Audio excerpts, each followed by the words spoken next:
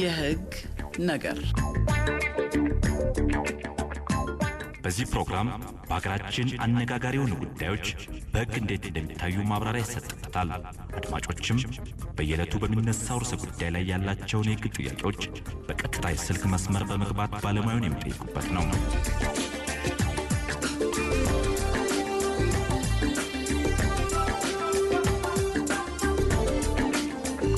የህግ ነገር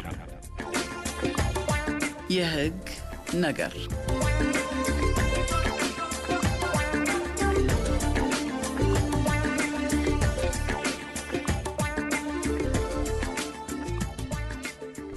ሰላም ጤና ይስጥልን የተወደዳችሁ አድማጮቻችን፣ ሳምንታዊ የህግ ነገር የቀጥታዊት ፕሮግራማችንን እነሆ ጀምረናል። ጣቢያው የኢትዮጵያ ሬዲዮ ነው።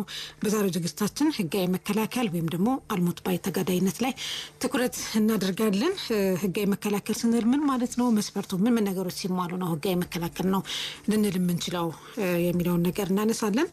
የመከላከል ድርጊቱ ከመጠን ያለፈው በፍርሃት ወይም ደግሞ በድንገተኛ ድንጋጤ ምክንያት ከሆነ ያስጠይቃል ወይ የሚለውን ይህንን በውይይታችን ዳስሳለን። ተጠያቂው ጥቃቱ ተፈጽሞበት ካለፈ በኋላ የሚሰነዝረው የአጸፋ ጥቃት ህጋዊ መከላከል ሊሆን ይችላል ወይ የሚለውንም እንዲሁ እናነሳለን። ህጋዊ መከላከል ሊያስጠይቅ የሚችልበት ሁኔታስ አለ ወይ የሚለውን እነዚህና ተያያዥ ጉዳዮችን እያነሳን በውይይታችን እንቆያለን።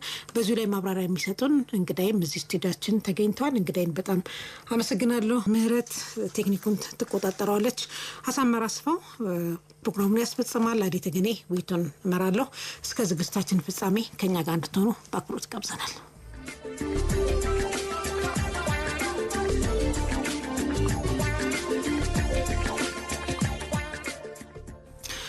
ህጋዊ መከላከል ወይም ደግሞ አልሞት ባይ ተጋዳይነት ነው የዛሬው ጉዳያችን። በዚሁ ላይ ማብራሪያ የሚሰጡን እንግዳይን ላስተዋውቅ። አቶ ተክለ ልብሰ ወርቅ ይባላሉ። አቶ ተክለ እንግዲህ በተለያየ ርዕሰ ጉዳይ ላይ እየመጡ ማብራሪያ የሚሰጡን እንግዳችን ናቸው። በቅድሚያ እጅግ በጣም አመሰግናለሁ። አቶ ተክለ ልብሰ ወርቅ በፍትህ ሚኒስቴር ረዳት ጠቅላይ አቃቢ ህግ ናቸው። አቶ ተክለ ስለተገኙልን ዛሬም በጣም ነው አመሰግናለሁ። እኔም አመሰግናለሁ።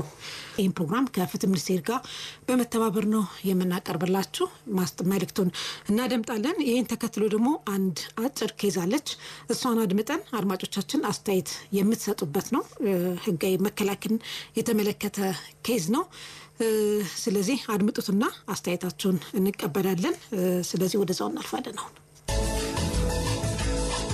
ጥቅምት 15 1900 ከተቋቋሙት የሚኒስቴር መስሪያ ቤቶች አንዱ የሆነውና የፍርድ ሚኒስቴር በሚል መጠሪያ የተመሰረተው የአሁኑ የኢፌዴሪ ፍትህ ሚኒስቴር ቀደም ሲል የፌዴራል ጠቅላይ አቃቤ ህግ ተቋምን ለማቋቋም በወጣው አዋጅ ቁጥር 943/2008 እንዲሁም የፌዴራል መንግስት አስፈጻሚ አካላትን ስልጣንና ተግባር ለመወሰን በወጣው አዋጅ ቁጥር 1263/2014 መሰረት የመንግስት ህግና ፍትህ አገልግሎትና የጠቅላይ አቃቤ ህግ ዘርፎች በስሩ እንዲደራጁ ተደርጎ በርካታ ስልጣንና ተግባራት ተሰጥቶት እየሰራ ይገኛል። 5 ተጠሪ ተቋማትን ማለትም የፌዴራል ማረሚያ ቤት ኮሚሽን፣ የፌዴራል የፍትህና የህግ ኢንስቲትዩት፣ የፌዴራል ሰነዶች ማረጋገጫ ምዝገባ አገልግሎት፣ የፌዴራል ሲቪል ማህበረሰብ ድርጅቶች ባለስልጣንና የኢፌዴሪ ታክስ ይግባኝ ኮሚሽን በፍትህ ሚኒስቴር ስር እንዲደራጁ በማድረግ ለህብረተሰቡ ውጤታማና የተቀላጠፈ አገልግሎት በመስጠት የባለጉዳዮች ጊዜና ጉልበት መቆጠብ ተችሏል። ለተቋሙ ከተሰጡ ስልጣንና ተግባራት መካከል በህግ ጉዳዮች የፌዴራል መንግስት ዋና አማካሪና ተወካይ ሆኖ መስራት፣ የፌዴራል ህጎች ተፈጻሚነትን መከታተል፣ በወንጀልና ፍትሐብሔር ጉዳዮች ዓለም አቀፍ ግንኙነትና ትብብር ማድረግ፣ በተጨማሪም በተሻሻለው የቤተሰብ ህግ፣ በመገናኛ ብዙሃን፣ በንግድ ውድድርና ሸማቾች እንዲሁም በሌሎች አዋጆችና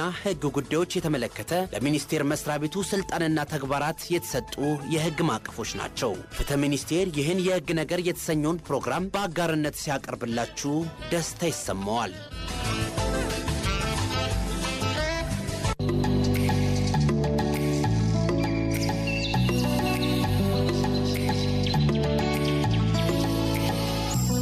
ባልና ሚስት ለ9 ዓመታት ያክል አብረው የኖሩ ሲሆን ባል በየጊዜው ሚስትን እየደበደበ ያሰቃያታል።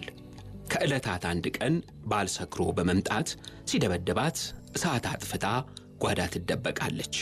ባል የታባሽ ትገቢያለሽ በማለት ተከታትሎ መጥረቢያ አንስቶ ሊመታት ሲል ቀድማው መጥረቢያውን በመቀማት ትመታዋለች። በዚህም ባል ሕይወቱ ያልፋል።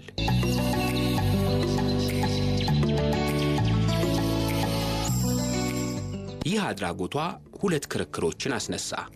አንደኛው ክርክር ሚስት አድራጎቱን የፈጸመችው ሟችን ለመግደል አስባና ቅድመ ዝግጅት አድርጋ ሳይሆን ሟች ከዚህ ቀደም በየጊዜው ያደርስባት ከነበረው ስቃይ ሌላ በእለቱ ሰክሮ በመምጣት ሲጠጋት እንዳያያት እሳቱን አጥፍታ ብትደበቅም የታባሽ ትገቢያለሽ ብሎ ከበሩ ላይ የእንጨት መፍለጫ መጥረቢያ በመያዝ ሊገድላት በፍለጋ ላይ እንዳለ መጥረቢያውን ከእጁ ነጥቃ መምታቷ ራስን ለመከላከል ነው። ከዚህ በግልጽ መገንዘብ የሚቻለው በወቅቱ በእርግጠኝነት እንደሚገድላት ሕይወቷን ለማትረፍ ሟች እንዳያያት እሳት ማጥፋቷ ከዚያም ከጓዳ ገብታ መደበቋና ሟችም አድራጎቱን ሳይገታ እየገፋ መጥቶ ሊገላት የእንጨት መጥረቢያ ይዞ እሷን መፈለጉ ቀድማ በፍርሃት መጥረቢያውን በመንጠቅ መምታቷ ራስን የመከላከል ድርጊት ነው። እሱ ቢቀድማት ኖሮ የሱን ጽዋ ትቀበል ነበር የሚል ነው። ሌላኛው ክርክር ደግሞ አይ ሚስት ትንሽ ማሰብ ነበረባት፣ ሟች ሰክሯል፣ ስለዚህ እሷን ለመግደል አቅም ላይኖረው ይችላል፣ እሷ መጥረቢያውን ቀምታ ማምለጥ ትችል ነበር፣ ስለዚህ ይህ ራስን በመከላከል ድርጊት የሚሸፈን አይደለም የሚል ነው። እርሶ ምን ይላሉ? ሕጉስ ምን ይላል? የሕግ ባለሙያው መጨረሻ ላይ ማብራሪያ ይሰጡበታል።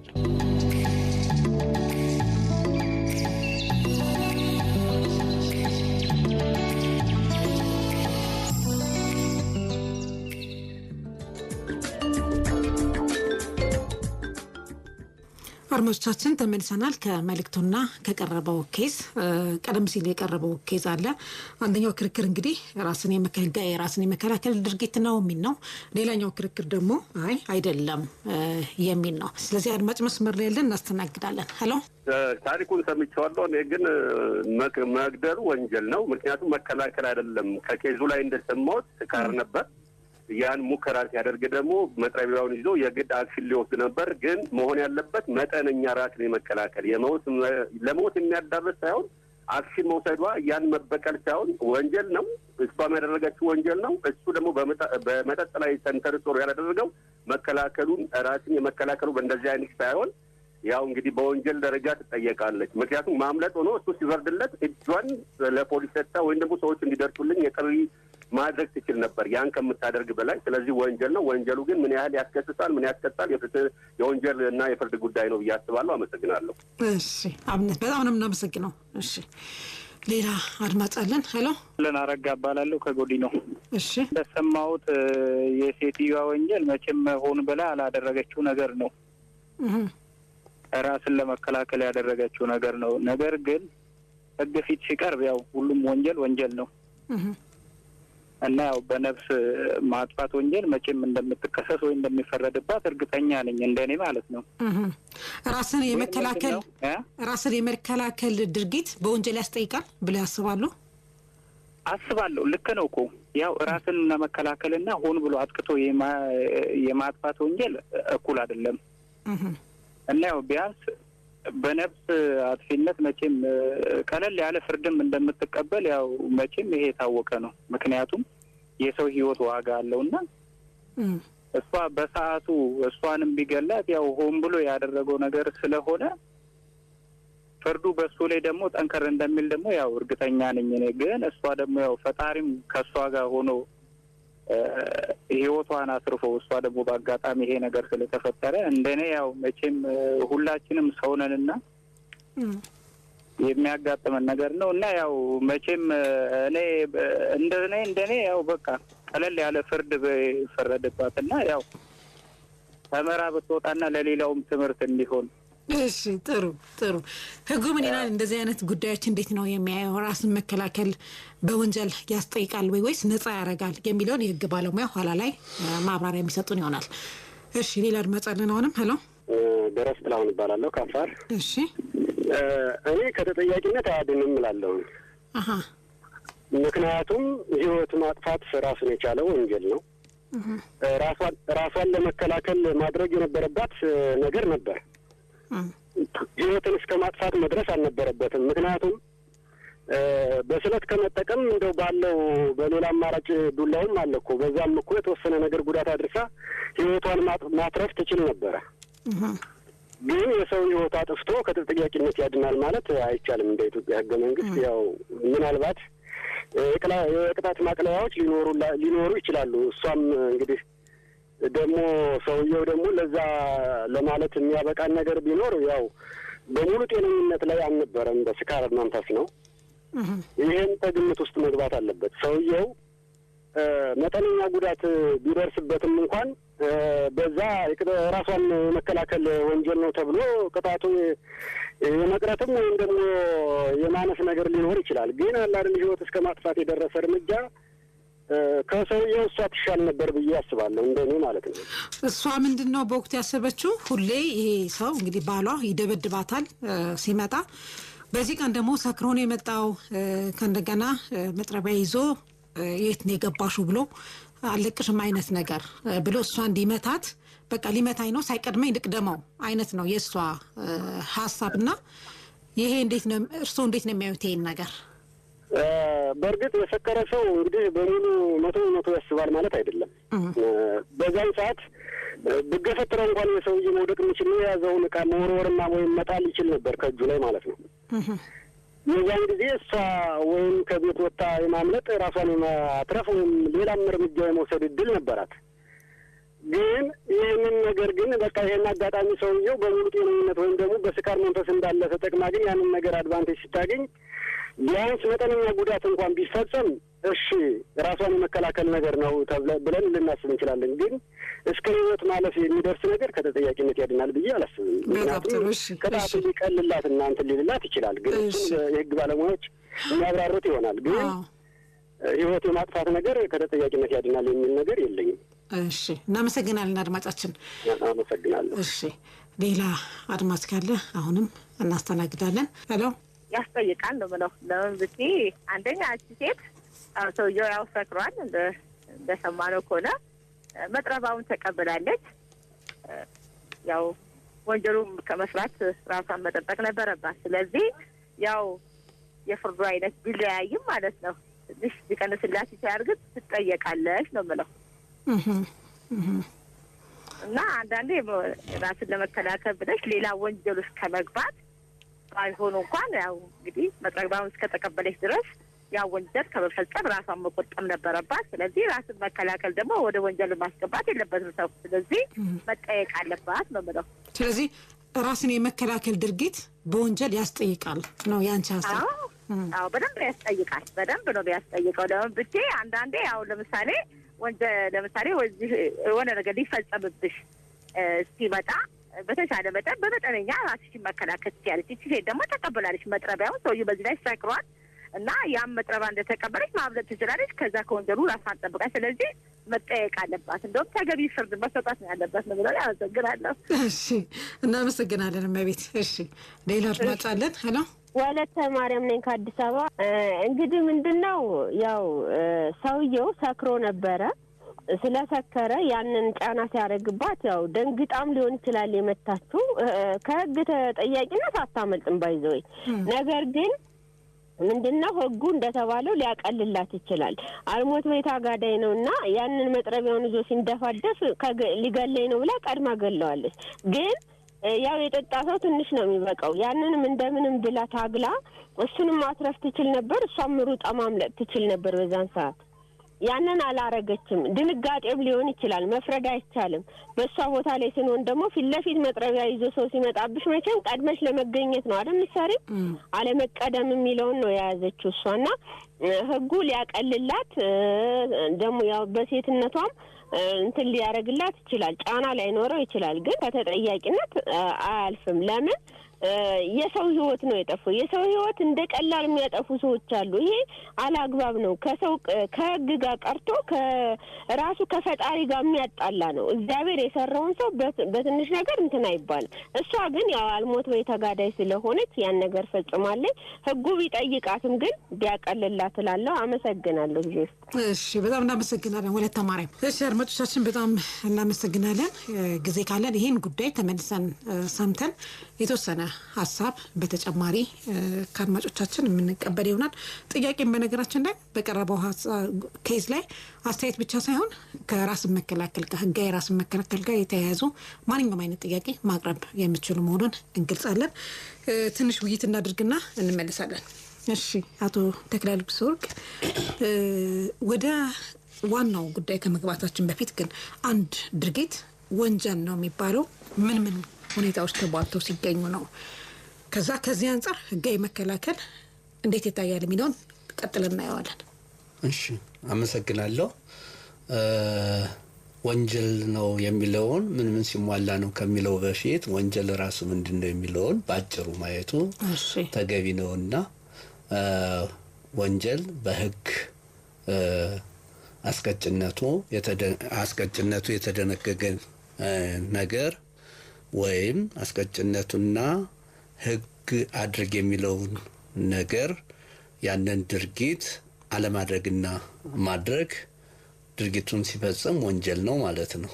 ስለዚህ አጠቃላይ ወንጀል በህግ የተደነገገን ጉዳይ አድርግ የተባለውን አለማድረግ ደግሞ አታድርግ የተባለውን ጉዳይ ደግሞ ማድረግ ነው ማለት ነው። ከዚህ ተነስተን ወንጀል ለማለት ማቋቋሚያዎች ተብለው አንድን ወንጀል ነው ለማለት የሚያስብሉ ማቋቋሚያ ነገሮች አሉ። ይሄውም በኢፌዴሪ የወንጀል ህግ አንቀጽ 23 ላይ ተደንግገዋል። የወንጀል ትርጉሙም ያለው አንቀጽ 23 ንዑስ ቁጥር 1 ነው። ይሄኛው ደግሞ አንቀጽ 23 ንዑስ ቁጥር 2 ላይ ነው። ይሄውም ህጋዊ፣ ግዙፋዊና ሞራላዊ ናቸው። ህጋዊ ማለት አንድ ነገር ህግ አታድርግ ተብሎ በህግ አስቀጭነቱ ወይም ደግሞ በወንጀል የሚያስጠይቅ መሆኑ ይሄን ያደረገ ሰው እንዲቀጣል ተብሎ የተደነገገ ህግ መኖር አለበት ማለት ነው። በመቀጠል ደግሞ ወይም ደግሞ አድርግ ተብሎም የተደነገገ መሆን አለበት ማለት ነው። ሁለተኛው ግዙፋዊ ነው። ግዙፋዊ ማለት ድርጊት ነው። ድርጊት ማለት ደግሞ ይሄን አድርግ ወይም አታድርግ ተብሎ በህግ የተቀመጠውን ነገር ማድረግ ወይም አለማድረግ። በአብዛኛው በልዩ ሁኔታ ነው አድርግ የሚሉ የተወሰኑ ነገሮች ናቸው። ለምሳሌ በችግር ውስጥ ያለን ሰው አለመርዳት፣ ለፍትህ እርዳታ ለመስጠት የመሳሰሉት ነገሮች አድርግ ከሚሉት ይጠቀሳሉ። ሌሎቹ ግን ከስድብ ጀምሮ እስከ ግድያ ድረስ ያሉት ነገሮች አታድርግ በሚል የተጠቀሱ ናቸው። ሌላው ሶስተኛው ደግሞ ሞራላዊ ነው። ይሄ የሀሳብ ክፍል ነው። የሀሳብ ክፍልነቱም በሁለት ከፍሎ ይታያል።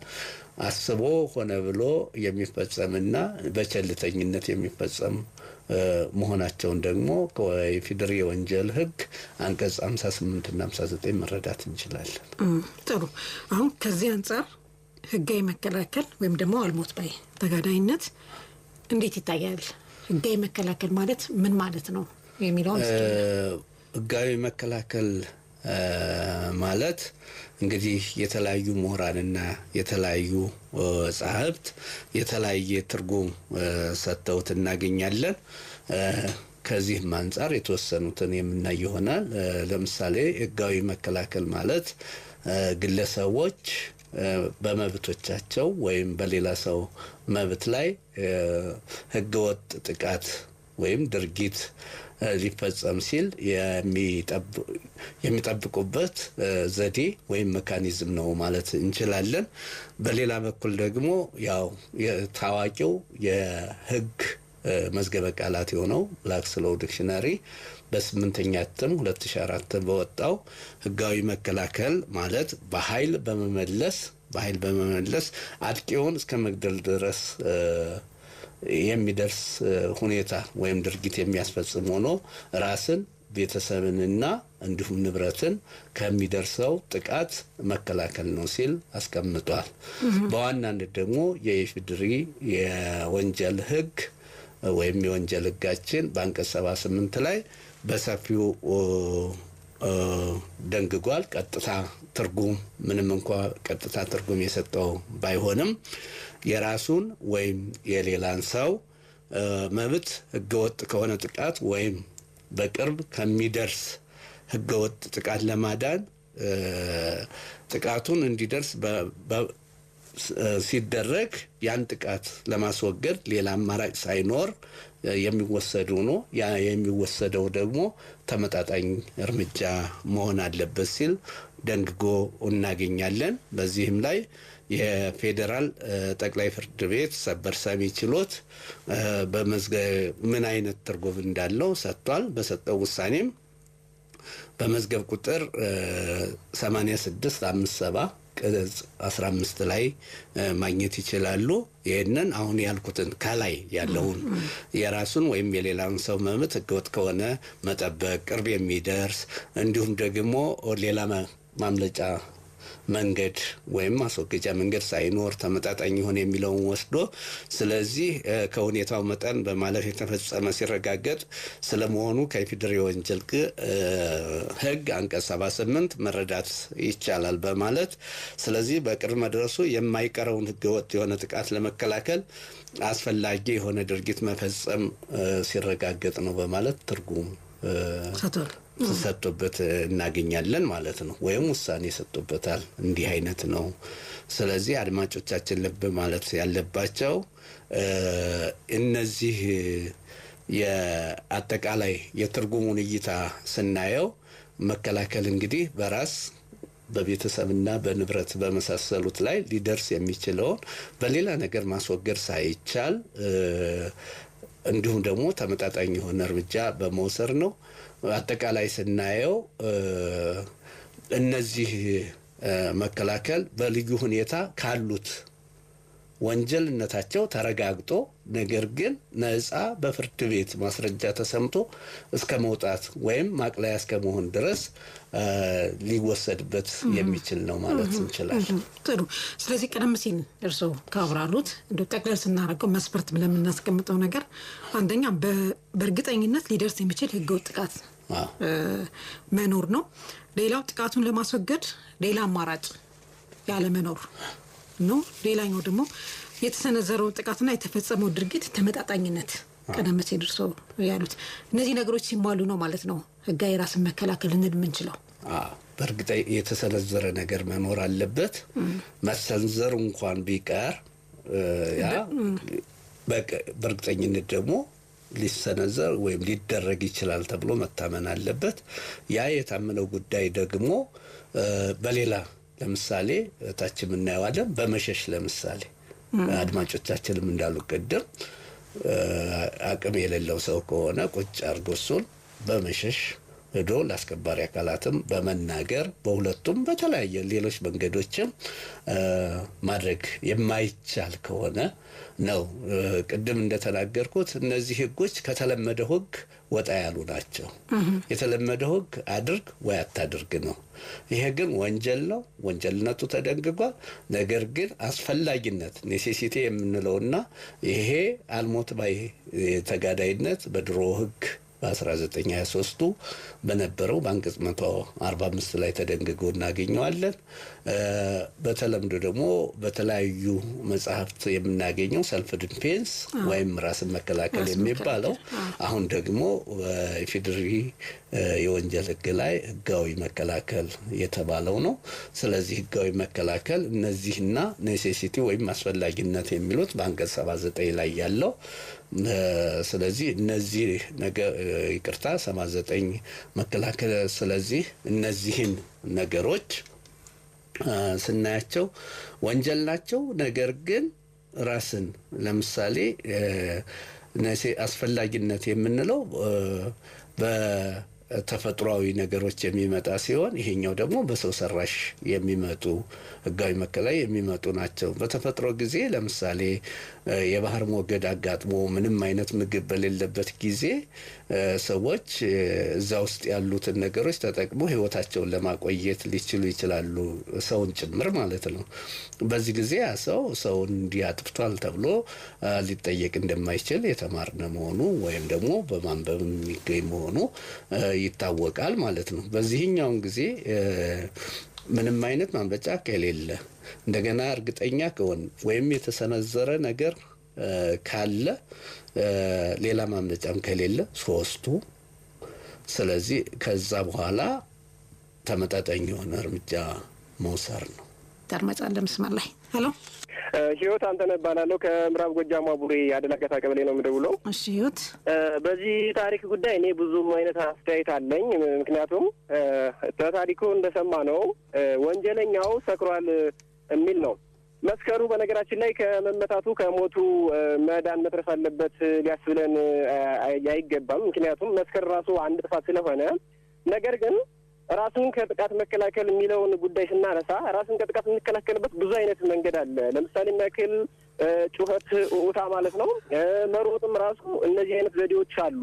ለምሳሌ የሚያክል እሷ ነገር ማፍረድ ሩጣ ተደብቃለች። ቢሆንም ግን መጥረቢያውን ቀምታለች። ከቀማችሁ በኋላ ቢሆን ገፍትራ መውጣትም ትችል ነበረ። ይህ ሆነ ማለት እቺ ሴትዮ በዚህ ጉዳይ አትጠየቅም ብለን ካሰብንም ማንኛውንም ሊገለን የመጣን ሰው እኛ ስላለብን ወደሚል ሀሳብ እንሄዳለን ማለት ነው። ያ ማለት መሮጥም የለብንም። ውጣ አሰምተንም ሰዎችን ጠርተን የህግ አካል ጠርተን ማምለጥ የሚባለውን ነገር ልንተው ነው ማለት ነው። ይህ ማለት እንደኔ አስተሳሰብ እቺ ሴትዮ ጥፋተኛ ናትም ፍርድም ያስፈልጋታል ብዬ ነው ማስበው። ምክንያቱም ሌሎች አማራጮችን መጠቀም ስለምትችል። ጥሩ እናመሰግናለን ህይወት። ሌላ አድማጭ አለን። ሄሎ ሴትዮዋ ያው እንግዲህ ለመግደልም ሀሳብ ባይኖራት ራሷን ለማትረፍ ነው ብዬ የጣረችው ብዬ ነው የማስበው። ስለዚህ መጠየቅ የለባትም ነው የእርሷ ሀሳብ? አዎ እሷ መግደል የለባትም። እንግዲህ እሷም ያው በመጠጥ መንፈስ መሞቷ ስለማይቀር የራሱን ጽዋን የተቀበለችው ብዬ ነው የገመትኩት። እርሷ መጠየቅ የለባትም ነው ወይስ መጠየቅ አለባት ነው የእርሷ ሀሳብ? እሷ መጠየቅ የለባትም ነው እያልኩ ያለሁት። እሺ አድማጫችን እናመሰግናለን ስለ ሀሳቡ። እሺ እናመሰግናለን። እሺ ይሄኛው ደግሞ ለየት ያለ ሀሳብ ነው ከዚህ በፊት ከገቡት አድማጮቻችን ማለት ነው። እሺ ሌላ አድማጭ አለን አሁንም። ሄሎ ሴትዮዋ በእርግጥ ያው ገፍትራም መውጣት ትችል ነበር፣ መጮህም ትችል ነበር። ግን አጋጣሚ ደግሞ ሰውየው ሲገባ ቤትን ገብቶ ሊሆን ይችላል። ብዙ ነገሮችን እኛ በሷ ቦታ ሆነን ላናይ እንችላለን። ያን አካባቢ አልሞት ባይ ተጋዳይ ናት ብዬ አስባለሁ። ያው ህጉ እንደ ሴትነቱም እንደ ህጉም ያው የህግ ማቃለል ይደረግላታል ብዬ አስባለሁ። እሺ አድማጫችን እናመሰግናለን በጣም። እሺ ሌላ አድማጭ አለን። ሄሎ ተካ አንዱ አለም ከከምባታ ሽሽቾ። እሺ ተካ፣ እሺ ባነሳችሁ ሀሳብ ዞሮ እኔ እንትን በሚለው ሰውዬ ሰክሮም ነበር። ከዛውም መጥረቢያውን እንደቀመች ነውና የሰማሁት። ሌላ ራሷን የምታመልጥበት ሰውዬውንም ሳትገል እሷን ወደ ወንጀል ሳትገባ የምታመልጥበት መንገዶች ነበር ብዬ ነውና የሚያስበው። አሁን አልሞት ባይ ተጋዳይ ራሱን የቻለ አለ። ያን ለምሳሌ እሷን ሰውዬ እንደውንም የማያስታርፋትና የሚገላት ቢሆን አልሞት ባይ ተጋዳይ ነው የሚባልበት ደረጃ ላይ ይመጣል። አሁን ሰውዬ ደክሟል። በዛ ሰዓት ማምለጥ ትችላለች። በቀላሉ ደግሞ ከሰውዬ ቢገፈትሩ እንኳን ወጥቆ እሷ ራሷን አመልጣ ሰውን ከኡኡ ብላ ይር ብላ ሰውን ማስወጣ ሰውዬውንም ማዳን እሷንም የምትድንበት መንገድ ላይ መድረስ ነበረባት። እንደዚህ መግደሏ ጥሩ አይደለም። ምናልባት ወንጀልን ሊያቀልላት ይችላል በተወሰነ ይሄን ህግ ባለሙያው ማብራሪያ ይሰጡበታል። ግን ሌሎችን በሚያስተምር መልክ መጠየቅና ተገቢውን ፍርድ ማግኘት አለባት ነው ብለው። እሺ እናመሰግናለን አድማጫችን። እሺ ሌላ አድማጭ አለን። ሄሎ አሁን እንደተባለው ሰውየው ሰክረዋል ብቻ ነው እስካሁን ሰማው። ሰውየው ሌላም ነገር ኖሮትም ይችላል። ሴትዮዋም ሩጣ መደበቋ ነው የሰማነው። እሱም አንድ ነገር ነው። ሩጦ መደበቅ ጥሩ ነገር ቢሆንም ራስን ለመከላከል ብሎ መግደል አያስጠይቅም። እሺ ምናልባት እኔ ትንሽ ጉዳዩ ያው ፍርዱ ቀረላት እንደሆነ እንጂ ከመጠየቅ አድንም የሚል ያለ። እሺ አድማጫችን፣ እሺ እናመሰግናለን። እሺ አንድ ሁለት አድማጭ ብቻ እንቀበል ከሰዓታችን አንጻር። ሄሎ አስፋው ይባላል ከአርሲ ጎሎልቻ ነው የምደውለው። እሺ እንደሰማነው እንግዲህ ሰውየው በወቅቱ ሰክሮ ነበረ እና ብዙ አስተያየት ሲሰጡ ሰምቼ ነበረ። ብትገፈትረው እንኳን ራሷን ማዳን ትችል ነበር ነው የተባለው። ግን እኔ እንደምለው ተጠያቂነት አለባት ነው የምለው እኔ። ምክንያቱም ሸሽታለች፣ ጓዳም ገብታለች፣ በጨለማ ውስጥ ነው ያለው። ነቅጣ ይህን ያህል አደጋ ከመፍጠር ገፍትራ እንኳን ብትወጣ ከዚህ ይህንን አደጋ አታደርስበትም ነበርና ስለዚህ ተጠያቂነቱ ለዋ ላይ እንዳለ ነው የምለው እኔ። መጠየቅ አለባት ነው። አዎ መጠየቅ አለባት፣ በህግ መጠየቅ አለባት። እሺ ራስን የመከላከል ድርጊት ከወንጀል ነፃ አያረግም? እንግዲህ አሁን ይሄ ተሰክሯል እንግዲህ አሁን ከእርሱ እንደተገለጸልን ሰውየው በመጠጥ የደከመ ስለሆነ እሷ ላይ አደጋ አልደረሰም። አስቦታል እንጂ አላደረገውም። ሊያደርገውም ስለሚችል እሷ ደግሞ የተሻለች ስለሆነች ንጹህ አይምሮ ስላላት ይህንን መፈጸም የለባትም ነው የምለው። እሺ አድማጫችን እናመሰግናለን በጣም። ሌላ አድማጭ አንድ የመጨረሻ አድማጭ እንቀበል። ሄሎ ብርሃን ነኝ ከአዲስ አበባ። እሺ ጊፍቲ ጥሩ ሀሳብ ነው ያነሳችሁትና እኔ ቅር ባይ ነኝ። ለምን ብትሄድ ያው ህይወትን ማጥፋት በራሱ ወንጀል ነው እና በእግዚአብሔር ፊት የምትጠየቅበት ነው። ራሷም ህግ የምጠይቀው ነው እና በቃ ለማያልፎ ነገር ትልቅ ስህተት ነው የሰራችው እና ይሄ በቃ ህግ አይለቅም። እግዚአብሔርም ይሄን ነገር በጣም በቃ የሚያስጠይፍ ነው እና እኔም መናገር የምፈልገው ብዙ እህቶቻችን ወንድሞቻችን እንደዚህ አይነት ድርጊት የሚሰሩ ቢቆጥቡ ጥሩ ነው ባይነኝ እና በቃ በህግ መጠየቅ በቃ ይሄ መጠየቅ አለበት ባይነኝ። ማንም ህይወት ይዞ ህይወት ማጥፋት የለበትም ባይነኝ። ስለዚህ ራስን ለመከላከልም ቢሆን መደረግ የለበትም ነው። ያው የራስን መከላከል እኮ በቃ ትግስት ለ5 ደቂቃ ብለሽ ህይወትን ማጥፋት የለበትም። በቃ መውጣት በቃ ጥላ መውጣት ትችላለች፣ ጎረቤት መጥራት ትችላለች። ትግስት በቃ አንዳንዴ ትግስት ማጣታችን ማናገኘው ህይወትን እናጥፋለን። ይሄ ተገቢ አይደለም ባይነኝና ለሰከንድ ብለሽ ህይወትን ከምታጥፊ ወጥተሽ በቃ የሆነ ነገር እኮ ይበርድለታል። ሰከረው በቃ ሰክሮ ቢመጣ የሆነ ነገር ስለዚህ ቢመጣ ብታመጥ እችልን እችል በቃ ለትዳሯ ለምንም በቃ ትተርፋለች እና ተቀብላችን ህይወት ማጥፋት የለበትም። በቃ መተራብ የለበትም። ሁሉም ሰው ማለት ፈልጋለሁ። አመሰግናለሁ። እሺ ግፍቲ በጣም እናመሰግናለን። እሺ ህጉ ምን ይላል የሚለውን ኋላ ላይ አሁን ማነሳቸው ጥያቄዎች አሉ። እነዚህን እያየን ከይዙንም የምናይበት እድል ስለሚኖር የህግ ባለሙያው ማብራሪያ የሚሰጡበት ይሆናል። ስለዚህ አድማጮቻችን አሁንም አብራችሁ እንድትሆኑ እንድትከታተሉ በአክብሮት በድጋሚ እንጋብዛችኋለን። አቶ ተክለ ቀደም ሲል ያነሳሁት ጉዳይ ነበረ። ህጋዊ መከላከል ስንል ከኢትዮጵያ ህግ አንጻር 3 መስፈርቶች መቀመጥ እንዳለባቸው አንስተዋል።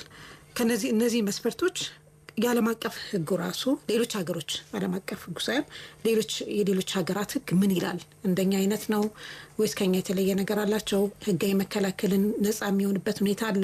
የሌሎች ሀገራት ህግ ምን ይመስላል የሚለውን እስኪ ትንሽ ነገር። አመሰግናለሁ። ያው በሌሎች በኢትዮጵያ እንዳለው ሁሉ በሌሎች ሀገሮችም መስፈርት አለ። አብዛኞቹ መስፈርቶች ተመሳሳይ ናቸው።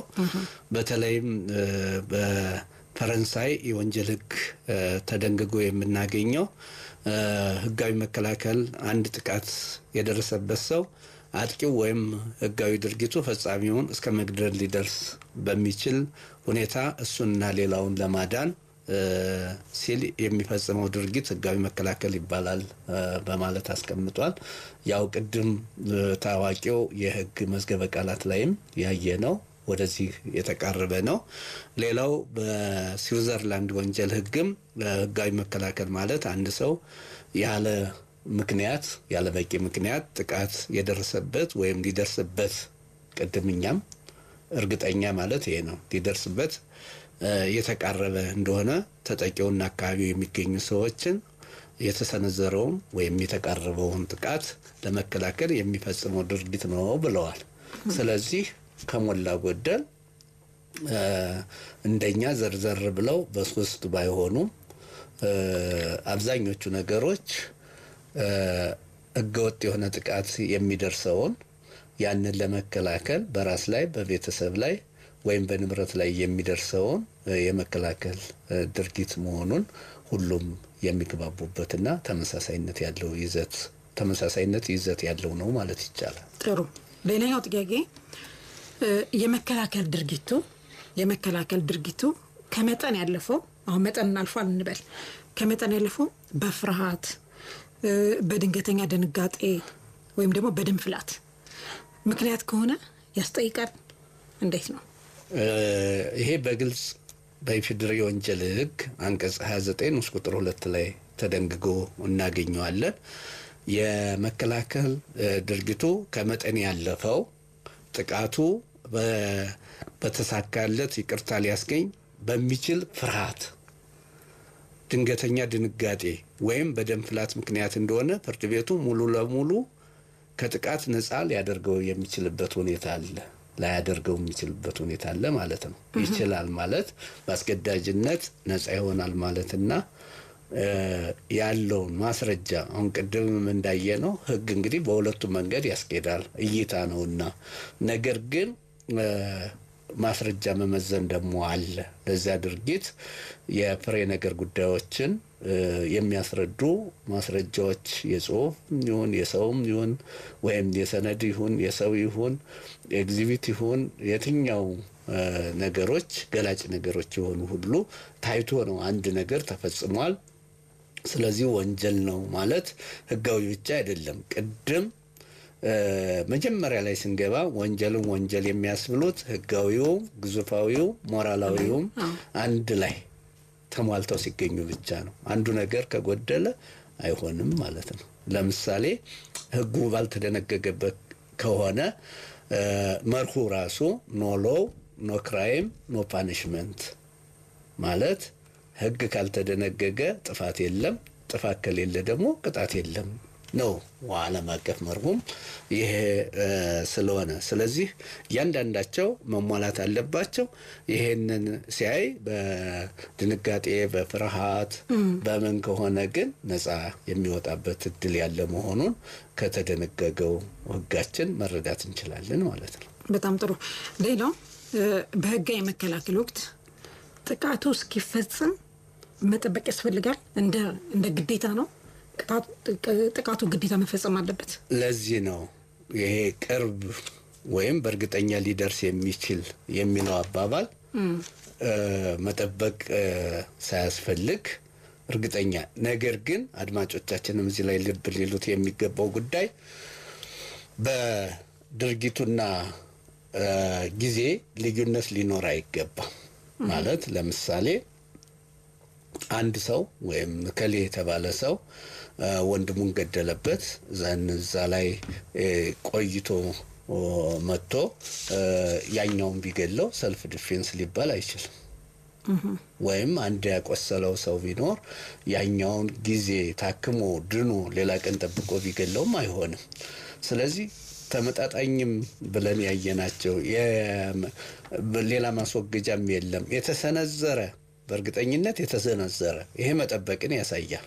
እንደገና ደግሞ በእርግጠኛ ሊደርስ የሚችል አሁን ለምሳሌ የኛ ኬዝ ብናየው መጥረቢያ አንስቷል፣ ዘን ምንም በመሃሉ ጊዜ የለም። ልክ እንደዛ አይነት ለማለት ይያለ። እሺ፣ ስለዚህ እንዲህ አይነት ነገሮች በሚኖር ጊዜ ዋናው መጠበቅ ያስፈልግም የሚለው መልሳችን ይሆናል ማለት። በተዘዋዋሪ ቢያነሱትም ይህን ጥያቄ እስኪ ደግሜ ላንሳው ብዬ ነው። ተጠቂው ጥፋት ተፈጽሞበት ካለፈ በኋላ የሚሰነዝረው የአጸፋ ጥቃት ህጋዊ መከላከል ሊሆን ይችላል፣ ወዲያው ሊሆን ይችላል። የአጸፋ ጥቃቱን የመለሰው ጉዳት አድርሶበታል እንበል ጥቃት አድራጊው። ከዛ በኋላ ያንን እንትን ለማለት መልሶ ተጠቂው ደግሞ ጉዳት የአጸፋ ምላሽ ቢሰጥ ሊያስጠይቅ ይችላል። ህጋዊ መከላከል እንግዲህ ተፈጽሞ ለተጠናቀቀ ህገወጥ ጥቃት የአጸፋ ምላሽ መስጠት ህጋዊ መከላከል እንዳልሆነ ልናውቅ ይገባል፣ ወይም ሊታወቅ ይገባል። ቅድም ለማስደገፍ እንደሞከርኩ በምሳሌ ወንድሙን ከገደለበት በኋላ ሸሽቶ ተደብቆ የሚገኝን ሰው ዱካውን ተከትሎ መግደል ህጋዊ መከላከል አይደለም። ይዞ ማስረጃን ሰብስቦ ለህግ አካል ሰጥቶ ህግ ነው ያን ሰው ሊቀጣው የሚገባው። ይሄኛው ግን በልዩ ሁኔታ የተሰጠው ወዲያው ነው። አትስፖት የምንለው እዛ ላይ ተሰንዝሯል። ለምሳሌ ተመጣጣኝ ላይ ላነሳው የነበረው ምሳሌ ምንድነው? አንዲት የ15 ዓመት ወጣት አንድን የ30 ዓመት ጎልማሳ እንበለው ወይም ወደዛ የተቃረበን ሰው ስለዚህ እጇን ብሰነዝርበት በያዘው ሽጉጥ አውጥቶ ቢመታት ይሄ መከላከል ሊባል አይችልም። አንድ እጇን በመያዝ ይችል ነበር። እሷ የያዘችው ነገር የለም። ሁለተኛ ደግሞ እሷን ገፍተር አድርጎ መሄድ እየቻለ ሽጉጥ አውጥቶ ተመጣጣኝ ያልሆነ እርምጃ ወሰደ ማለት ነው። ስለዚህ እንደ አጠቃላይ ስናየው የዘገየ አጸፋ አመላለስ ህጋዊ መከላከል አያስብልም። ጥሩ። ሌላው በህጋዊ መከላከል ወቅት ለመጠቀም ቀደም ሲል በርግጥ በተወሰነ ደረጃ አንስተውታል።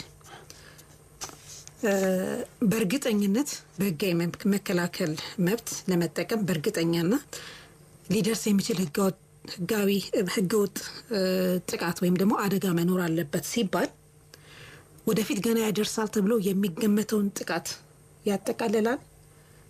እንዴት ነው የሚለውን ነገር እሱን እንድናየው ብዬ ነው። እሺ፣ ይሄ ጥቃቱ ይደርሳል ተብሎ በታመነበት መካከል በተደረገ ወቅት መከላከል ሰፊ ጊዜና ልዩነት መኖር የለበትም ቅድም እንዳልነው። ሌላው ጥቃቱ ከጥቂት ሰዓታት በኋላ በእርግጥ የሚደርስ መሆኑ ቢታመንም አስቀድሞ የሚወሰደው መከላከያ እርምጃ አልሞት ባይ ተጋዳይ ወይም ደግሞ ህጋዊ መከላከል ተግባር አያስብልም። ለምሳሌ ይሄ ዝግጅት ነው የሚባለው፣ እየተዘጋጀ ነው። ስለዚህ ስንማር የምናስታውሰው መሳሪያ ይዞ እንኳን እስከ መኝታ ቤት ቢገባ ይቅርታ ሊጠይቀው የሚችልበት ሁኔታ ስለሚገርመኝ ስለነበር ነው። የዛን ጊዜ ጎረቤታማች ናቸው፣ ተጣልተዋል። ግን ሰውየው ይዞ ገባ እስከ መኝታ ቤት፣ ይቅርታ ሊጠይቀው ቢችልስ የሚል ሁኔታዎች እንደነበሩ አስታውሳለሁና በዚህ ላይ ዝግጅት ራሱን የቻለ በህግ ተደንግጎ መዘጋጀት ያስቀጣል ካልተባለ በቀር በህግ አያስጠይቅም። ስለሆነም ለዚህ ምሳሌ የሚሆነን አንድ ሰው እንበልና ሐሳቡን ለማድረስ መሳሪያ ገዝቷል፣ ስም ባንጠቅስም። ስለዚህ ይሄ መሳሪያ ገዝቶ ሲያስቀምጥ ወደ ቤቱ የሚገባና የሚወጣበትን ጊዜ ለማወቅም እንዲሁ ያኛውን ወሬ ይዟል ማለት ነው። ስለዚህ ይሄን ሊያደርግ ይችላል ብሎ ቀድሞ ተረርቶ ሳይቀድመ ይልቅደም ብሎ ቢገለው ይሄ ህጋዊ መከላከል አይደለም፣ የሚያስጠይቅ ነው። ምክንያቱም ይሄ ወዲያውኑ ሲባል በእርግጠኝነት ወዲያውኑ ሊደርስ የሚችል ኢሚነንት የምንለው መሆን ነበረበት። ይህ ግን አልሆነምና ወይም አልነበረምና ማለት ነው። ይሄን ነገር ባንድ በርግጥ ግልጽ ነው፣ ግን ይበልጥ ግልጽ ለማድረግ አንድ ጉዳይ ላንሳ። ለምሳሌ እንደ ምሳሌ የሚጠቀስ ማለት ነው። ለምሳሌ እዚህ ጋር የሚጠቀማቸው ስሞች ያው ትክክለኛ ስም አይደለም፣ ዝም ብለው ለማስረዳት ያክል ነው። ለምሳሌ ከበደ አወቀን ለመግደል ይፈልጋል እንበል። ሐሳቡና ውሳኔውን ወደ ግቡ ለማድረስ መሳሪያ ገዝቶ ሊያስቀምጥ፣ አወቀ ደግሞ ወደ ቤቱ የሚገባና የሚወጣበትን ጊዜ ለማወቅም ወሬ ሊጠይቅና ሌሎችንም አስፈላጊ የሆኑ ዝግጅቶችን ሊያደርግ ይችላል። ይህን ያወቀው ጥቃት ሊደርስበት ይችላል ተብሎ የሚታሰበው ሰው ከበደ ማለት ነው አውቋል። በዚህ ምክንያት ከበደ ወደፊት ሳይገለኝ አይቀርምና ስለዚህ ሳይቀድመኝ ልቅደመው ብሎ አወቀ ከበደን ቢገለው፣ አወቀ ከበደን የገደልኩት ሊያደርስብኝ የነበረውን ህገወጥ ጥቃት ለመከላከል ስል ባልሞት ባይ ተጋዳይነት ወይም ደግሞ ራስን ከመከላከል አንጻር ነው ብሎ ቢከራከር ያስኬዷል። ይሄ ቅድም ለመግለጽ እንደሞከርኩት ነው። መዘጋጀት ወይም መሰናዳት የምንለው ነገር ራሱን የቻለ በህግ በግልጽ ላይ ያስቀጣል ካልተባለ ቀር አያስቀጣም። ከኛ ጋር ከህጋዊ መከላከል አንጻር ስናየው ደግሞ የኛ ህጋዊ መከላከል በእርግጠኝነት ሊቀርብ የሚችል ነው የሚለው። ስለዚህ ሊቀርብ የሚችል ነው ለማለት አያስችልም። ከቤቱ ሆኖ ነው ቅድም እንዳልኩት እስከ መኝታ ቤት ገብቶ እንኳን ይቅርታ ሊጠይቀው ሊሆን ይችላል ብለን የሚያከራክሩ ጉዳዮች የሚነሱበት ሁኔታ አለ። ስለዚህ ሰው ጊዜ አለው ለህጋዊ አስከባሪ አካል ሄዶ መናገር ይችል ነበር። ወይም ሁኔታ የምንላቸው ነገሮች አሉ። እንዲህ ስለሆነ እንዲህ ሊያደርግብኝ ነው ሁኔታ ይሞላልኝ እየተባለ ከበፊትም ከኛ በፊት በነበርንበት ልጅነንም የምናውቃቸው የቅድመ ጥንቃቄ ስራዎች እንዳሉ እናውቃለን። አሁንም ቢሆን ይሄ ሰው ለህግ አስከባሪ አካላት ተናግሮ ሁኔታዎችን ራሱን መጠበቅ እየቻለ ገና ሊገለኝ ነው በማለት መውጫ መግቢያን አይቷል፣ መሳሪያም ገዝቷል በማለት ብዙ ህግ እይታ ስለሆነ ሊያከራክር ቢችልም እንኳን ማለት መሳሪያ የገዛው ራሱን ሊጠብቅበት ነው፣ መውጫ መግቢያውንም እሱን ያየው ሊያነጋግረው ነው ያሉ ያው ሃይፖቴቲካል ስለሚሆን ወደዚያም ሊወስድ ይችላል። ብዙ ጊዜ አድማጮቻችን ማወቅ አለባቸው የማምነው ኬዝ ባይ ኬዝ ነው የሚለያየው። የማስረጃ ሁኔታ ነው የፕሬ ነገሩን የምናስረዳበት ወይ ነገሮችን ይቀይራቸዋል። አሁን እኛ ቴዎሬቲካል ፓርቱን እዚህ ላይ ህጉን ብቻ ነው የምንናገረው እንጂ በችሎት ላይ ሲሆን ክሱ ሲቀርብ ማስረጃዎች ሲቀርቡ የመከላከያው ማስረጃዎችም ሲቀርቡ ነገሮች ሊለወጡ የሚችሉበት ሁኔታ ወይም ሲናሪዮ እንደሚኖር ልንገነዘብ ይገባል። በጣም ጥሩ። ሌላው ህጋዊ መከላከል ሊያስጠይቅ የሚችልበት ሁኔታ አለ ሁኔታዎች ወይም እውነት ነው ቅድም ያልናቸው መስፈርቶች እነሱ መኖር አለባቸው መሟላት አለባቸው። በኢፌዴሪ ወንጀል ህግ መሰረታዊ ህጋዊ መከላከል በህግ የተፈቀደ መብት ቢሆንም ጥቃት ያደረሰበት ሰው ወይም ሊደርስበት የነበረው ሰው ሁሉ በህጋዊ መከላከል ሰበብ ሌሎች ሰዎችን አስፈላጊውን ሊያደርግ ስለሚችል ገደብ አለው ማለት ነው። እነዛ ሌላ አማራጭ የሌለ መሆኑ እርግጠኛ መሆኑ ወይም ቅድም በምሳሌ ለማሳየት የ15 ዓመቷ እጇ እንደሰነዘረችው የተሰነዘረ ማለት ያ ነው። ለክለት ማታሰነዘረች ዘን እንዲህ አይነት ተሰነዘረ። ሌላው ደግሞ በእርግጠኛ የሚደርስ የምንለው ፊት ለፊት ላይ ተደቅኖ መሳሪያ ተደቅኖ ከሆነ ወይ የሆነ ሌሎች ነገሮች ካሉ እነዚህ እና ተመጣጣኝ የሆነ እርምጃ ከተወሰደ ነው የማያስጠይቀው እንጂ በእርግጠኝነት ያስጠይቃል። ለዚህም በፌደራል ጠቅላይ ፍርድ ቤት ሰበር ሰሚ ችሎት አንድ ጉዳይ ያው ሁሉም የሚያውቀው ጉዳይ ነው። ያው በቦታ ባልጠቅስም በሆቴል ውስጥ በተነሳ ጸብ ተስተናጋጁና ባለቤቱ አለመግባባት ይፈጠራል። በዚያ አለመግባባት አንተም ተው ይባባላሉ። ያንን አንተም ተው ሲባባሉ እንደቆሙ ባለቤቱ ያኛውን ይመተዋል። ዘን ያቀረበው መከላከያ እኔ ራሴን ህጋዊ መከላከል ነው እሱ ሊገለኝ ብሎ ነበረ፣ ስለዚህ ራሴን የመከላከልበት ነው አለ። ነገር ግን ይሄ ከራስ መከላከል የዘለለ በመሆኑ ያኛው የያዘው ገዳይ መሳሪያ ስላልተመሰከረ በኢፌዴሪ የወንጀል ህግ 541 ላይ ተራ የሆነ የሰው ግድያ ነው በማለት እስከ 8 ዓመት የሚደርስ ቅጣት ተወስኖበታል። ተመጣጣኝ አልሆነም አይደለም ተብሎ ስለዚህ የሚያስጠይቅ መሆኑን በእንዲህ አይነት መልኩ ኬዝ ባይ ኬዝ እያየን ማየት አለብን ማለት ነው። እነዛ መስፈርቶች ግዴታ ሶስቱ መሟላት አለባቸው። ቀደም ሲል መግቢያችን ላይ ሲያነሳቸው የነበረው አስቀድሞ የተሰነዘረ ወይም ደግሞ በእርግጠኝነት ሊደርስ የሚችል ህገወጥ ጥቃት መኖር አለበት አንዱ ነው። ሌላው ጥቃቱን ለማስወገድ ሌላ አማራጭ የለም ተብሎ ሲታመን፣ ሶስተኛው የተሰነዘረው ጥቃትና የተፈጸመው ድርጊት ተመጣጣኝ መሆን አለበት። አሁን ቀደም ሲል እርሶ እንዳሉት የሰበር ውሳኔ ላይ ያኛው ሰው የያዘው ድርጊቱን ለመፈጸም የሚጠቀምበት መሳሪያና ይሄኛው ተመጣጣኝ አይደለም ተብሎ ነው አይደል? ማለት ይሄኛው እዛ ሄደ አለመግባባት ተፈጠረ። ምናልባት በእጁ የሆነ ጉልበት ሊኖር ይችላል። ነገር ግን ሽጉጥ አውጥቶ መምታት ተመጣጣኝ ይሆናል ተብሎ አይገመትም። ስለዚህ እነዚህ ነገሮች በጣም በጠባቡ ነው የሚተረጎሙት ማለት ነው። ነፃ ለማስባል ሁልጊዜ ከችሎት መድፈር ጀምሮ አንዳንድ ህጎች በጠባቡ መተርጎም አለባቸው። በልዩ ሁኔታ የሚሰጡ ናቸው።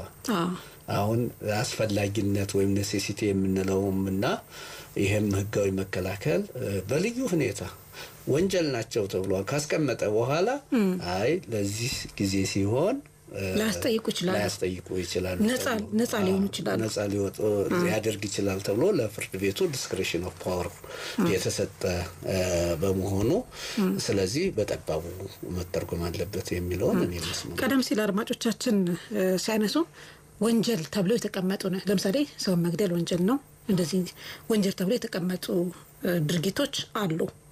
ነገር ግን ህጋዊ መከላከል ሲሆን እነዚህ ሶስት ነገሮች ከተሟሉ ነፃ ሊሆን የሚችልበት ሁኔታ ማለ ያ ሰው ቀደም ሲል እርሶ እንዳሉት በጣም በጠባቡ ተተርጎሙ ማለት ነው። ሶስቱ መስፈርቶች ከተሟሉ ግድያም ቢሆን ነፃ ሊሆንበት የሚችልበት ሁኔታ አለ። ያው እንደ መቋቋሚያው አንድ ላይ ሲሆኑ ብቻ ማለት አይደለም። ከተሰነዘረ ለምሳሌ ሰነዘረች አልኛችልሽ ወጣቷ ከ30 ዓመት ጎልማሳው ሪሌቲቭሊ ከሷ አንፃር ነው ጎልማሳ እርግጥ 25 ዓመት በላይ ያለ ሰው ወደ ወጣትም ወደዛም ሊቀርብበት የሚችለው ሁኔታ አለ። ስለዚህ አሁን እሷ ሰነዘረች ነው የሚባለው። በእርግጠኝነት ሊቀርብ ማለት ደግሞ እንዳየነው ሁሉ ከዛ መሳሪያ እንዲህ አድርጎ ግንቃታ አልሳበም። ኢሚዲየት ግን ያችን ቢሰባት ኢሚዲየት ናት። በመሀል ጊዜ የሚባል የለም ማለት ነው። ስለዚህ ሌላው ተመጣጣኝ ለሁለቱም ሊሆን ለሁለቱም ነገር ለተሰነዘረው ለቅርብ የሚደርስ ቅርብ ለሆነው እርግጠኛ ለሆነውም ነገር አሁን እነዚህ እርግጠኛ ናቸው አይደሉም የሚሉት የማስረጃ ጉዳይ ነው የሚሆነው። በማስረጃ እየታዩ ልክ ነበር ለምሳሌ አንዱ ቃታው ነው ዲስበው እንደዚህ አድርጎታል ብሎ ይዞታል አነጣጥሮበታል ግን አሳበው መሳብ ብቻ ነበር የቀረው ሊል ይችላል ማስረጃ። ያው መሳሪያም ገዳይ መሳሪያ ሌሎች ገዳይ መሳሪያ መጥረቢያ ይዟል። ስለዚህ እንደዚህ ነው ብሎ ሊያቀርብ የሚችልበት ሁኔታ እንግዲህ የመከላከልና የማስረዳት ሸክም ይሆናል ማለት ነው። በጣም ጥሩ። አድማጮቻችን ህግ ነገር የቀጥታዊት ፕሮግራማችን ነው ያደመጣችሁ የምትገኙት ከኢትዮጵያ ሬዲዮ። የዛሬው ጉዳያችን ህጋዊ መከላከል ላይ ትኩረት አድርጓል። አቶ ተክለ ልብሰ ወርቅ በፍትህ ሚኒስቴር ረዳት ጠቅላይ አቃቤ ህግ ናቸው ማብራሪያ እየሰጡን የሚገኙት እንግዳችን። ይህ ፕሮግራም ከፍትህ ሚኒስቴር ጋር በመተባበር ነው የምናቀርብላችሁ። የፍትህ ሚኒስቴርን በጣም እናመሰግናለን። ቀደም ሲል የቀረበ አንድ ኬዝ ነበረ። በዛ ኬዝ ላይ በርካታ አድማጮች አስተያየታቸውን ሰጥተዋል። አይ ይሄ ነገር ህጋዊ መከላከል ሊባላችንም ስለዚህ እሷ መጠየቅ አለባት፣ ነገር ግን ቅጣቱ ሊቀልላት ይገባል የሚሉ በጣም በርካታ አድማጮች በዚህ ላይ ሀሳባቸውን አድርሰዋል። ጥቂት ደግሞ አንድ አድማጭ ይመስሉኛል መጠየቅ የለባትም ራሷን ለመከላከል ያደረገችው ድርጊት ነው ያሉም አድማጫችን አሉ።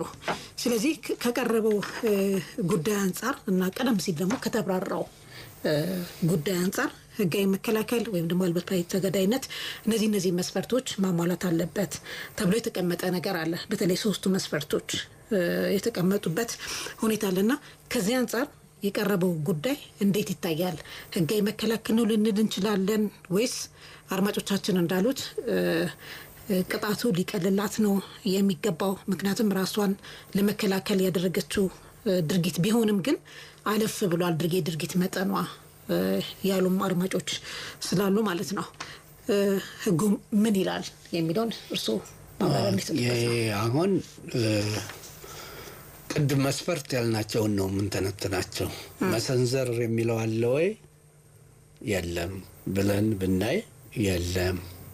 ነገር ግን የተቀረበ ጉዳይ አለ። ምክንያቱም መጥረቢያ ፊት ለፊት ቆሟል። እስከ ጓዳ የታባሽ ትገቢያለሽ በማለት ይዞ ተከትሏል።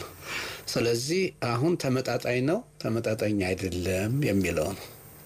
እንግዲህ ተመጣጣኝ አይደለም ለማለት ደግሞ ከነዚህ በተጨማሪ ሌሎች መስፈርቶች አሉ።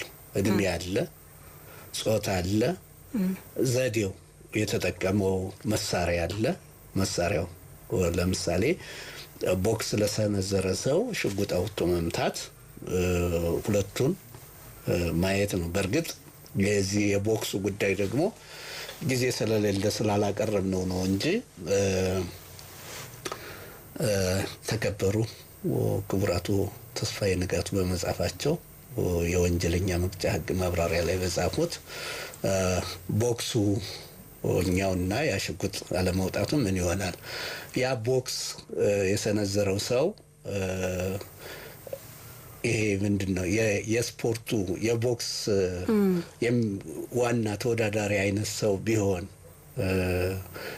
ቴኳንዶ ምናምን አይነት የወሰደ ሰው ቢሆን እንግዲህ እነሱ ዘግቶ ማዳን እንደዘጉ ማስቀረት የሚችሉ ሰዎች ናቸውና ስለዚህ እነሱ ሲሆኑ ሲለያል ወይ ብለው ይጠይቃሉ ኬዝ ሲያቀርቡ አልሞት ወይ ተጋዳይነት ላይ ስለዚህ እኔም የምለው በእንደዚህ አይነት አለመመጣጠን አለ ብዬ አምናለሁ። ቀደም እንዳነሳ ነው የ15 አመቷም የ30 አመቱን ስታረግ አይመጣጠንም ብዬ አምናለሁ። በዚህ ጊዜ ግን እድሜ አሁን ያቺ እድሜ ስላለ ነው 15 አመት እድሜ ነው ማለት ነው። ከዚህኛው ስናይ ደግሞ ሴት ጾታ የሚለው አለ። ያው እንደምናውቀው ማስላችን በወንድና በሴት መካከል ካሉት ልዩነቶች ተፈጥሯዊ ልዩነቶች አንዱ ነውና እንዲህ አይነት ነገሮችንም ማየት ይገባል።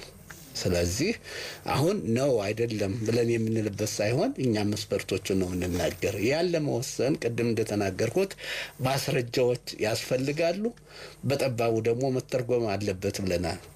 አስፈላጊነት ወይም ኔሴሲቲ በኢፌዴሪ ወንጀል ህግ አንቀጽ 75 እና ይሄ ደግሞ ህጋዊ መከላከል በተለይ ሌሎችም አሉ ግን እነዚህ ሁለቱ በተለይ ህጋዊ መከላከል አንቀጽ 78 ላይ ያሉት በልዩ ሁኔታ የተሰጡ ስለሆነ ጠበብ ልናደርጋቸው ይገባል። ስለዚህ አታይ ነው ዋናው የምናይበት ሁኔታ ነው። አሁን እሷ መውጣት ትችል ነበር ተጋፋው ነበር ለሚለው አሁን በአንድ እይታ ደግሞ ስናየው ልትወጣ ስትል እሱ እንደምንም አንስቶ ደግሞ ቢመታትስ ብለን ማሰብም አንድ ጉዳይ ነው። ስካር ሲባል ደግሞ ያው የስካር ደረጃዎችም ይወጡለታል። በቂ ያለው አለ ወደ መጠናቀቁ የተቀረበ ይሄ ሁላ ማስረጃ ነው የሚፈታው በዛን ሰዓት። እንደገና ደግሞ በሌላ በኩል ደግሞ ማየት አለብን። ይሄ ሰው ሄዶ ጠጥቶ ሁልጊዜ ይመታታል፣ ይደበድባታል። የዛን ቀን ጠጥቶ የመጣው ለመደፋፈር ቢሆንስ? ለምሳሌ አንዳንድ ጊዜ እንደመከራከሪያ የሚቀርበው ምንድነው ሰክሬ ነበር ይሄን ወንጀል ተፈጽሞ በስካር ውስጥ ሆኖ ነበር ይላል። ጠበቆችም ሲቀርቡ እሳቸው ይሄን ወንጀል የፈጸሙት በስካር ውስጥ ሆኖ ነው እንዳንድ መከላከያ የሚቀርብበት ነው። ስለዚህ በአንድ ጎን ማደፋፈርም ነው። የምርም ደግሞ ዝም ብሎ ኖርማል ሁልጊዜም የሚጠጣ ሰው ሆኖ ሊሆን ይችላል። እነዚህ ሁላ ጠጥቶ ያውቃል አያውቅም፣ የሞቅ ብሎት ነው በጣም ዘልቆት ነው የሚሉት ነገሮች በማስረጃ የሚታዩ ማስረጃው የት ይመጣል? ከጠጣበት አካባቢ ወንጀሉን ከተፈጸመበት አካባቢ ላይ ይሄ በምርመራ ሂደት የምርመራ ቡድን የሚያጣራ ጉዳይ ይሆናል ማለት ነው። ፍርድ ቤት ደግሞ እነዛን ከማጣሪያ ጥያቄ ጀምሮ የራሱን ምርመራ የሚያደርግበት ሁኔታ ይኖራል። ስለዚህ እንደ ህግ ባለሙያ አብዛኛው ሰው ምንም እንኳን መጠየቅ አለባት ሰው ክቡር ነው፣ እውነት ነው፣ ሰው ክቡር ነው፣ ለዚህም ነው ሰውን አትንኩ ተብሎ ከስድብ ጀምሮ መንካት አይደለም መግደል አይደለም ከስድብና ማዋረድ ዛቻ ከምንላቸው ትንሾቹ ነገሮች ጀምሮ እስከ ከባድ ግድያ 539 ላይ አንቀጽ 539 ላይ አንቀጽ 40 ላይ የቀላል ግድያና አሁን ደግሞ 541 ላይ የቀድም በኬዛችን ያየ ነው በጠቅላይ ፍርድ ቤት በሰጠው ውሳኔ ላይ ባየነው መሰረት ተራ ግድያ የሚባሉት በተቀመጡት ድረስ ያለው የተደረገበት ያ ነው። ስለዚህ እኔ አንድ ባለሙያ ያው ይሄ ነው ማለት ባይቻልም ብዙሃኑ ስለተስማሙ እኛም እንስማማለን ማለት አይደለም። ለምሳሌ ማስታወሰው ስንማር በጓነጭ ናት አለ ሰው። ስለዚህ እንደ ባለሙያ አይ ላትሆን ትችላለች እኮ በዚያ በኩል ቀይ ወይ ጥቁር ሊኖራል ይችላል ብሎ ማሰብ ተገቢ ነው። ሰው ባየው ልክ ነው ማህበረሰቡ። ስለዚህ ለኔ ሙያ ማለት ይሄ ነው።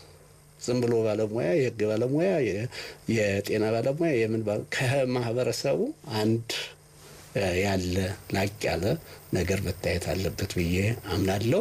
ይሄንን ያስገዳል አያስገድም የሚለው ትርጉም እንዳለ ሆኖ ነገር ግን በሁለቱም ሄዶ ያለው እንዴት ነው ሁለቱንም ላስገድ የሚችለው የሚለው ተገቢው በዚህ አይነት እይታ ቢታይ የሚል አስተሳሰብ ስላለኝ ነው። ስለዚህ ብዙ ነገሮች በቅድሚያ እዚህ ውስጥ መታየት አለባቸው። ጥፋተኛ ናት፣ ጥፋተኛ አይደለችም፣ የራስን መከላከል ድርጊት ነው አይደለም ለማለት ለምሳሌ ባሏ በጣም ሰክሮ ነበር ወይ? በጣም ሰክሮ ከነበረ እንዲገፋ ብታደርገውም ሊወድቅ ይችላል።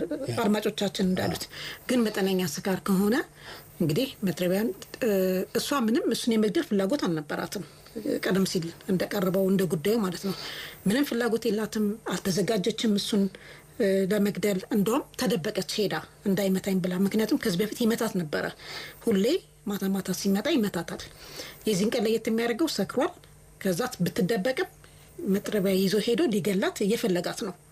በቃ ስለዚህ ሊገለኝ ፈልጓል ብላ በድንጋጤ በፍርሃት ይላል እንደውም በፍርሃት መጥረቢያውን በመንጠቅ ራሷን ለመከላከል መታችሁ።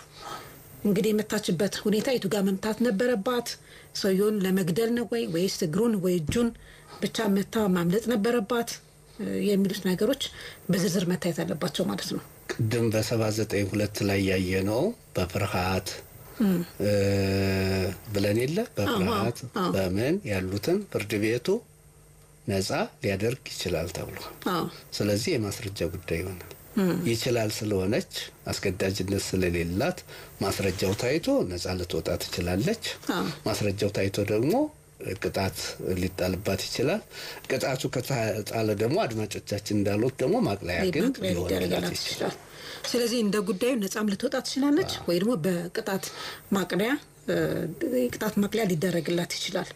ከይዙ ዝርዝር ከእንደገና ሌሎች ማስረጃዎችን ይፈልጋል የሚለውን ነገር ለአድማጮች ምክንያቱም ቁርጥ ያለ መልስ ሊፈልጉ ይችላሉ ብዬ ነው። አድማጮች አይ መጠየቅ አለባት ወይ መጠየቅ የለባትም ከመባሉ በፊት እነዚህ ነገሮች ቀደም ሲል የተባሉ የሰውየው ስካር ሁኔታ አጠቃላይ ሁኔታው ማስረጃው መረጋገጥ አለበት።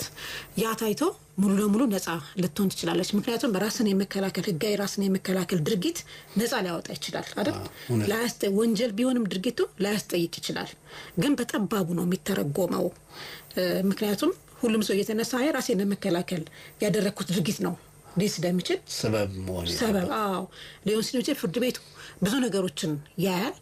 ቀደም ሲል የተነሱት መስፈርቶች አስቀድሞ የተሰነዘረ ወይ ነው በእርግጠኝነት ሊደርስ የሚችል ጥቃት አለ ወይ የሚለውን ነገር ጥቃቱን ለማስወገድ ሌላ አማራጭ ምንም አማራጭ የለም ወይ? በቃ ራስን ያን ሰው ከማጥቃት ውጪ ሌላ ምንም አማራጭ ኢቭን ለማምለጥ ራሱ ምንም ቦታ የለም ወይ የሚለው ነገር እሱን መታየት አለበት። ሌላው ተመጣጣኝ ነው ወይ ድርጊቱ? ቀደም ሲል እርሶ ያሉት ነገር አለ።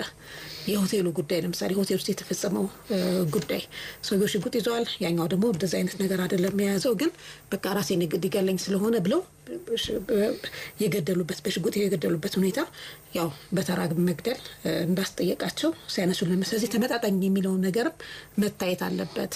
ዝርዝር ማስረጃዎች ያስፈልጋሉ። በጠባቡ ነው የሚተረጎመው። ፍርድ ቤቱ የሚያያቸው በርካታ ነገሮች አሉ። ድርጊቱ ቅድም እንዳየነው በፍርሃት መጥረቢያ መቼም ጠፍቷል። መጥረቢያ ፊት ለፊቱ የሆነ ሰው እንኳን ሴት ልጅ አይደለም ወንድ ልጅም ቢሆን እንኳን ማለት ወንድ ልጅ ኔሴንስ ጾታዊ መለየት ሳይሆን ያው በማስል ደረጃ ከላከለዋለሁ ብሎ የማሰብ ደረጃ የሚችለው እንኳን ቢሆን ፍርሃት ይኖራል። ስለዚህ ለፍርሃትና ለሌሎችም ነገሮች ደግሞ ህጉ በ79(2) ላይ ነፃ ሊሆን ይችላል። ፍርድ ቤቱ ነፃ ሊል ይችላል ብሎ ለፍርድ ቤቱ ዲስክሬሽን ኦፍ ፓወር የተሰጠ ስለሆነ ይሄ ማስረጃን እና ህግን አገናዝቦ መፍረድ የፍርድ ቤቱ ነው። በኬዙ ላይ እንዳየነው ሁለተኛውም ኬዝ የሚናቅ ነው ብዬ አላምንም። እኔ ማለት መብራት አጥፍታለች፣ ተሰናርታለች፣ እሱ ሲመጣ ጓዳ ተደብቃ ለቅማ እሱ ወደ እጅ መጣ ስለሆነ ሰክሮም ስለሆነ ላይ ነው፣ እሷ ግን ታይታለች። ስለዚህ መግደል አልነበረባትም እንደዚህ ነው የሚለውን ኬዝ ያው ማስረጃ ነው ይሄንን የሚፈታው ማለት ነው። መርምረን ፍርድ ቤቱ ወይ የሚወስንበት ይሆናል ማለት ነው። በጣም ጥሩ አድማጮቻችን እንግዲህ አልሞት ባይ ተጋዳይን ህጋዊ መከላከል ወይ ደግሞ አልሞት ባይ ተጋዳይነት ህጉ ምን ይላል የሚለውን ነበር ዛሬ በዝርዝር ያየነው። ቀደም ሲል የቀረበው ጉዳይ ያው ተጨማሪ ማስረጃዎች ተሰብስበው ነፃ የምትሆንበት ሁኔታ ሊፈጠር ይችላል ወይም ደግሞ ቅጣቱ ሊቀልላት ይችላል ቀደም ሲል አድማጮቻችን እንዳሉት። ነገር ግን በህግ ደረጃ ህጋዊ መከላከል ነፃ ሊያደርግ የሚችልበት ሁኔታ አለ የሚለውን ነገር ለማሳተፍ አድማጮቻችን ቀደም ሲል ተጠይቃቸው ነበር። ህጋዊ መከላከል ነፃ አያደርግም እያልኩኝ ድርጊቱ የወንጀል ድርጊት ነው። የወንጀል ድርጊት ቢሆንም ግን ነፃ ሊሆን የሚችልበት ሁኔታ አለ በህጉ የተፈቀደበት ሁኔታ። ነገር ግን በጠባቡ ነው የሚተረጎመው የሚለውን ነገር እንደማጠቃለያም ማንሳት ፈልገን ነው። እንግዲህ ለመስከን አቶ ተክለል ቢሶርቅ በፍትህ ሚኒስቴር ረዳት ጠቅላይ አቃቤ ህግ ናቸው ማብራሪያ ሰጡን። ስለሰጡን ማብራሪያ እጅግ በጣም አመሰግናለሁ። እኔም አመሰግናለሁ። ስዩምና ምህረት ቴክኒኩን ሲቆጣጠሩት ነበር። አሳማራ አስፋ ፕሮግራም በማስፈጸም አዲስ የግኔ ጉይቱ መራው። ስለነበረን ቆይታ እጅግ በጣም አመሰግንኩኝ። ጤና ይስጥልኝ።